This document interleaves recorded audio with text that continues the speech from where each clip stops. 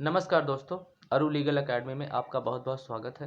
दोस्तों, किसी मित्र ने एक क्वेश्चन किया था, ये प्रश्न किया था कि एडवर्स पोजेशन क्या होता है, यानी जिसका कब्जा, उसकी संपत्ति, ये कानून क्या है और किस प्रकार से काम करता है, कब्जा कितने तरह के होते हैं, आज इस बारे में बात करते हैं। लेकिन वीडियो को स्टार्ट करने से पहले दोस्तों, मैं आपसे एक निवेदन करूंगा कि आप चैनल पर नए हैं, पहली बार मेरे वीडियो को देख रहे हैं तो कृपया चैनल को सब्सक्राइब करके बेल आइकन प्रेस कर लीजिए, क्योंकि जो भी मैं वीडियो अपलोड करता हूँ उसके नोटिफिकेशन आपको सबसे पहले मिले। तो इसलिए चैनल को सब्सक्राइब करके बेल आइकन प्रेस कर लीजिए। अगर वीडियो अच्छी लगे तो आप शेयर भी कर दीजिए। दोस्तों, जो कब्जा कानून होता है, तो कब्जा दो तरह के होते हैं।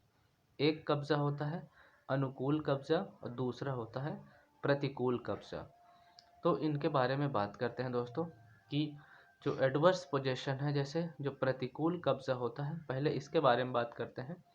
एडवर्स पोजेशन का जो कानून होता है यानी प्रतिकूल कब्जा, इसके अंतर्गत ऐसा होता है कि जैसे कोई भी प्रॉपर्टी खाली पड़ी है और उस प्रॉपर्टी पर किसी व्यक्ति ने कब्जा कर लिया है। जिसकी प्रॉपर्टी थी उसने नहीं, जैसे नाम की ज़मीन थी उसने नहीं, लेकिन दूसरे व्यक्ति ने कब्जा कर लिया है और कब्जा करके बैठ गया है और वो खाली नहीं कर रहा। तो दोस्तों, इसमें जो कानून होता है, जो प्रतिकूल कब्जा का कानून है, जो निजी ज़मीन है, जैसे कोई भी किसी भी व्यक्ति की निजी ज़मीन है, प्राइवेट प्रॉपर्टी है, कोई प्लॉट है या खेत है, उस पर कब्जा कर लिया है और कब्जा 12 वर्षों से अधिक समय से उसने किया है। जब कब्जा कर लेता है तो उसमें दोस्तों ये होता है कि जो 12 वर्षों तक अगर उसने लगातार कब्जा कर लिया है और जिस व्यक्ति की भी प्रॉपर्टी थी, जो उसका असली मालिक था, स्वामी था, उसने कभी कोई क्लेम नहीं किया उसको खाली करवाने के लिए, तो दोस्तों कानून में ऐसा प्रावधान किया गया है कि अगर कोई भी ज़रूरतमंद व्यक्ति है और किसी भी प्रॉपर्टी को उसने ज़रूरत के हिसाब से कब्जा कर लिया है और 12 वर्षों से अधिक समय से कब्जा किया है, तो प्रॉपर्टी कानून में उसी की जो मान लिया गया है, यानी प्रावधान ये किया गया है कि वो उसमें सिविल सूट फाइल कर सकता है, उसमें अपना दावा मालिकाना हक का कर सकता है, क्योंकि वो ज़रूरतमंद व्यक्ति है। तो उसके लिए दोस्तों उसको मालिकाना हक साबित करने के लिए उसमें कुछ प्रूफ भी होना चाहिए, उसके पास गवाह होने चाहिए। और कब्जा जो 12 वर्षों से अधिक समय से है, वो ऐसा नहीं होना चाहिए कि पहले 1 साल तक किया, फिर कुछ समय छोड़ दिया, फिर कुछ समय बाद किया। लगातार होना चाहिए और मालिक कोई क्लेम नहीं किया उस पर, जो मूल मालिक है, तो वो एडवर्स पोजेशन का दावा न्यायालय में कर सकता है। उसके आधार पर वो उस प्रॉपर्टी का मालिक बन सकता है।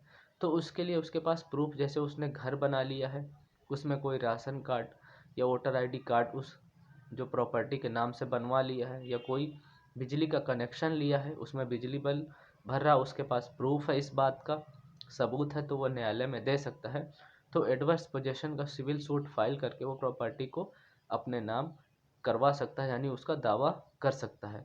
और न्यायालय अगर उसके साक्ष्य से जो सबूत दे रहा है उसे सहमति है, तो प्रॉपर्टी उसके नाम कर सकते हैं, यानी उसको दे सकते हैं एडवर्स पोजेशन के आधार पर। तो ये कानून के अंतर्गत दोस्तों जो भी व्यक्ति कब्जा किया है वो प्रॉपर्टी पर क्लेम करके प्रॉपर्टी को पा सकता है, क्योंकि ये कानून में प्रावधान किया गया है, एडवर्स पोजेशन का कानून है दोस्तों। और दूसरा जो प्रतिकूल कब्जा होता है, एडवर्स पोजेशन होता है दोस्तों, जैसे कोई सरकारी ज़मीन है, अगर किसी व्यक्ति ने सरकारी ज़मीन पर कब्जा किया है तो उसका भी कानून है, कानून में प्रावधान किया गया है। उसके लिए दोस्तों 30 वर्षों से अधिक समय से कब्जा होना चाहिए उस ज़मीन में। और किसी व्यक्ति ने कोई घर बना लिया है, या जैसे मैंने बताया उस पर वाटर बिल का कनेक्शन है, बिजली बिल का है, कनेक्शन उसने करवा लिया है और उसका प्रॉपर बिल भर रहा है, उसके पास गवाह भी हैं, सबूत है, तो वो जो भी अगर कोई भी व्यक्ति कब्जा जिसने भी किया है, तो वो न्यायालय में जाकर इस बात का दावा कर सकता है कि उसको ज़रूरत थी और ज़मीन उसके पास नहीं था घर बनाने के लिए, उसने बना लिया और ज़रूरत के हिसाब से फिर वो मालिकाना हक का क्लेम न्यायालय में कर सकता है। अगर न्यायालय उसके साक्ष्य से, सबूत से सहमत है, तो एडवर्स पोजेशन कानून के अंतर्गत प्रॉपर्टी उस व्यक्ति को दे सकते हैं, यानी वो मालिकाना हक का दावा कर सकता है। तो ये प्रतिकूल कब्जा की बात हुई दोस्तों। दूसरा कब्जा अनुकूल कब्जा होता है। अनुकूल कब्जा इस प्रकार से होता है, जैसे कोई भी प्रॉपर्टी है और वो प्रॉपर्टी पुश्तैनी किसी और के नाम से थी, लेकिन बीच में किसी व्यक्ति ने, कई बार क्या होता है कि कुछ फर्जी तरीके से कागजात बनवाकर उस प्रॉपर्टी पर कब्जा कोई व्यक्ति कर लेता है, या कुछ पैसे लेन देन करके किसी भी तरीके से कोई भी किसी आधार से कोई डॉक्यूमेंट बनवा लेता है और उस प्रॉपर्टी पर कब्जा कर लेता है और कहता है कि प्रॉपर्टी मेरी है। तो दोस्तों प्रॉपर्टी तो किसी और की थी, लेकिन जिस व्यक्ति ने एक्चुअल में कब्जा किया है उसका भी नाम उस प्रॉपर्टी पर है। तो वो इस बात का दावा कर रहा है कि मेरे नाम से डॉक्यूमेंट भी है और मैंने कब्जा भी किया है। तो ये अनुकूल कब्जा में आता है दोस्तों। तो इसके लिए क्या करना होगा कि अगर जिस भी व्यक्ति की एक्चुअल प्रॉपर्टी पहले थी, तो वो व्यक्ति अगर उसको पाना चाहता है तो उसके लिए दोस्तों उसको पास ऑप्शन दिए गए हैं कि वो टाइटल सूट फाइल करेगा, क्योंकि जो पुराना टाइटल अगर उसमें निकाला जाएगा जब डॉक्यूमेंट वो क्लेम करेगा, तो पुराने से ज़मीन तो उसकी थी, यानी जब शुरू में ज़मीन जिस भी व्यक्ति की थी एक्चुअल में वो तो उसी के नाम से कागज़ निकलेंगे। तो पुराने कागज़ जब निकलवा कर और उसको टाइटल सूट न्यायालय में फाइल करना पड़ेगा अपनी ज़मीन को पाने के लिए, और उसमें गवाह भी उसको दिखाने होंगे कि ये ज़मीन जो जिस व्यक्ति ने कब्जा किया है ये मेरी ज़मीन है। और इस प्रकार से वो, जैसे उसने बीच में कोई रजिस्ट्री करवा लिया है जिस व्यक्ति ने कब्जा किया है, या कोई भी फर्जी तरीके से डॉक्यूमेंट बनवाए हैं, तो जब उसकी जांच होगी दोस्तों तो वो खुद पकड़ा जाएगा, क्योंकि एक्चुअल जो होता है वो लास्ट के जो शुरू के डॉक्यूमेंट थे वो निकल आएंगे, बिल्कुल न्यायालय में ये साबित हो जाएगा। तो इस प्रकार से जो अनुकूल कब्जा होता है उसका कानून काम करता है, और जैसे मैंने पहले बताया जो प्रतिकूल कब्जा होता है वो उस प्रकार से कानून काम करता है।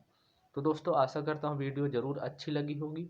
अगर वीडियो अच्छी लगी है तो लाइक बटन प्रेस कर दीजिए, और जिस भी प्लेटफॉर्म पे मौजूद है उस पर शेयर कर दीजिए। तो दोस्तों आज के लिए इतना ही। Thank you so much watching for this video. Stay connected.